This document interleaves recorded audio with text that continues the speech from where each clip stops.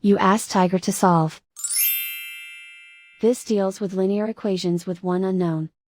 The final result is x equals 21. Let's solve it step by step. Group all constants on the right side of the equation. Add 12 to both sides. Simplify the arithmetic.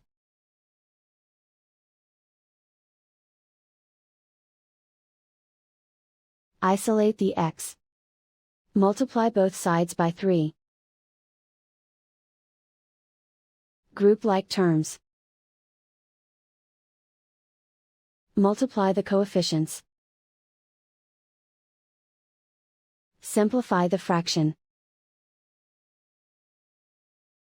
Simplify the arithmetic. And so the final result is x equals 21.